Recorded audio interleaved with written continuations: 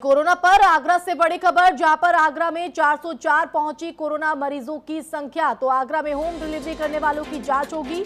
40 hotspot पर सख्ती से रखी जाएगी नजर।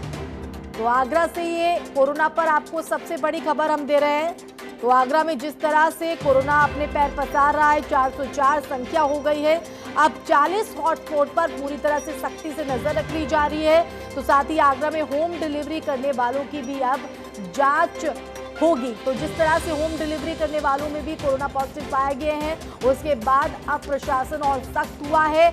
40 हॉटस्पॉट ऐसे इलाके जो पूरी तरह से सील है, जहां पर किसी भी तरह की आवाजाही पर रोक है। हालांकि जरूरत के सामान के लिए जो होम डिलीवरी यहां पर कराई जा रही है, अब उसको लेकर भी पैनी नजर प्रशासन बनाए हुए है। तो आगरा से ये बड़ी खबर आपको हम दे रहे हैं, जहां पर 404 संख्या मरीजों की पहुंच चुकी है और अब प्रशासन जो है इस पर लगाम लगाने के लिए पूरी तरह से सख्त जो है वो नजर आ रहा है।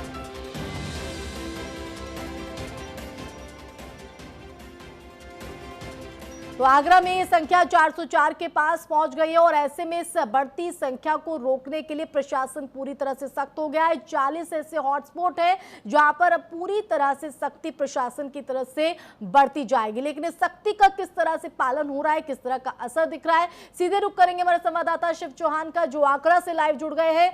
शिव, सबसे पहले तो ताजा अपडेट आपसे हम लेना चाहेंगे।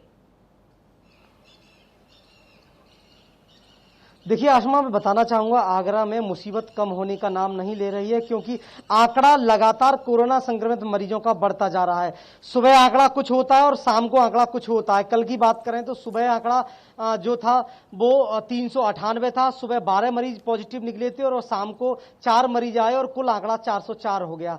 प्रशासन लगातार इस बात पर मंथन कर रहा है कि इस ग्राफ को कैसे कम किया जाए, क्योंकि शुरुआती दौर में प्रशासन से जो गलतियां हुई हैं उनकी वजह से ये ग्राफ बढ़ा था। अब उन गलतियों को खत्म करने का प्रयास कर रहे हैं, क्योंकि लखनऊ से नोडल अधिकारी प्रमुख सचिव आलोक कुमार आगरा में हैं और लगातार यहां पर व्यवस्थाओं को देख रहे हैं और अधिकारियों से मीटिंगें कर रहे हैं कि कैसे भी करके इस पर रणनीति ऐसी तैयार किया जाए कि ग्राफ को हम कम कर सकें।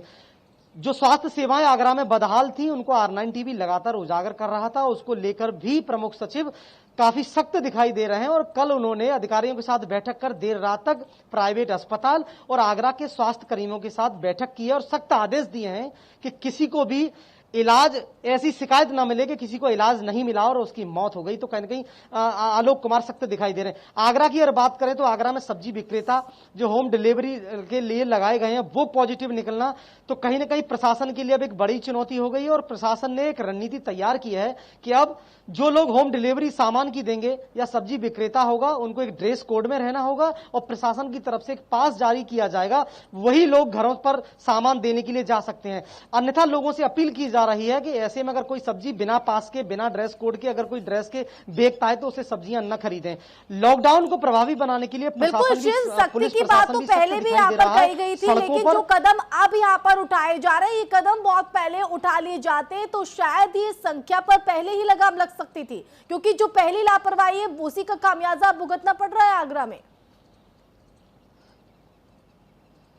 जी बिल्कुल आसमा, शुरुआती दौर में जो प्रशासन ने लापरवाही की थी उसका खामियाजा आज भुगतना पड़ रहा है और उसी लापरवाही को खत्म करने के लिए नोडल अधिकारी जो प्रमुख सचिव आए हैं वो लगातार उसको खत्म करने का प्रयास कर रहे हैं। ऐसी रणनीति तैयार कर रहे हैं कि किसी भी तरीके से जो बढ़ता हुआ ग्राफ है वो कम हो सके, क्योंकि आगरा में बढ़ता हुआ ग्राफ एक प्रशासन के लिए भी एक चुनौती बनता जा रहा है, चिंता का विषय बनता जा रहा है। और आगरा के वासी भी लोग अब चिंता जता रहे हैं कि कैसे हम सुरक्षित रहें। लोगों से यही अपील की जा रही है कि घर से बाहर न निकलें, मास्क लगाकर निकलें और आवश्यक कार्य होती तभी निकलें। तो कहीं ना कहीं बढ़ता हुआ ग्राफ एक बड़ी परेशानी का सबब बनता जा रहा है। शुक्रिया शिव, जुड़ने के लिए। हालातों को लेकर नजर बनाए रखिए।